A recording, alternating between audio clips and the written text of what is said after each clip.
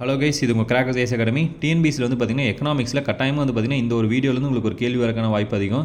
Already வந்து பார்த்தீங்கன்னா எல்லா டிஎன்பிசி கொஸ்டின்லையும் இந்த ஒரு கேள்வி ரிப்பீட்டடாக கேட்டே இருக்காங்க. அது என்னென்னு பார்த்துடலாம். ஃபஸ்ட்டு பாருங்கள், எம் விஸ்வேஸ்வரய்யா 1934 வந்து பார்த்தீங்கன்னா இவரோட பிளான் வந்து வருது. இவரோட பிளான் வந்து பார்த்தீங்கன்னா 10 இயர்ஸ் பிளான். அது மட்டும் இல்லாமல் இவர் எழுதின ஒரு புத்தகத்தோட பேர் வந்து பார்த்தீங்கன்னா பிளான்டு எக்கனாமி ஆஃப் இந்தியா, ரொம்ப முக்கியமானது. அடுத்து ஜவஹர்லால் நேரு கொண்டு வந்த பற்றிய பிளான் எதுன்னு பார்த்தீங்கன்னா national planning commission 1938 Jawaharlal Nehru அவர்களால் கொண்டு வரப்பட்டிருக்கு. அடுத்து பாம்பே பிளான் 1940.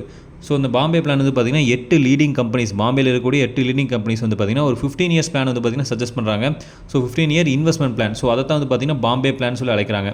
அடுத்து எஸ்என் அகர்வால் பிளானை இன்னொரு பேர் வந்து பார்த்திங்கன்னா காந்தியன் பிளான் சொல்லி அழைக்கிறாங்க. ஸோ இந்த எஸ்என் அகர்வால் பிளான் எப்போ கொண்டு வராங்கன்னு பார்த்திங்கன்னா 1944. இந்த பிளானோட மைய நோக்கம் என்னன்னு பார்த்திங்கன்னா அக்ரிகல்ச்சரை இம்ப்ரூவ் பண்ணுறது தான். அடுத்து எம்என் ராய் அல்லது பீப்புள்ஸ் பிளான் 1945 கொண்டு வராங்க. ஸோ இந்த பிளானோட ஒரு நோக்கம் என்னென்னு பார்த்தீங்கன்னா நம்ம அக்ரிகல்ச்சரில் வந்து பார்த்திங்கன்னா மெக்கனைசேஷன், அதாவது தொழில்நுட்பத்தை வந்து பார்த்திங்கன்னா இன்ட்ரடியூஸ் பண்ணுறது இந்த பிளானோட ஒரு நோக்கமாக இருக்குது. கடைசியாக வந்து பார்த்திங்கன்னா ஜேபி நாராயணன் பிளான் 1950 கொண்டு வராங்க.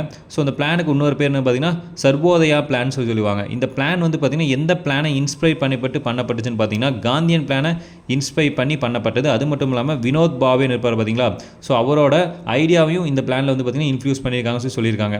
ஸோ இதே மாதிரி வந்து பார்த்திங்கன்னா யூஸ்ஃபுல்லாக வீடியோ பார்க்க நம்ம சேனலை மறக்காமல் சப்ஸ்கிரைப் பண்ணிடுங்க.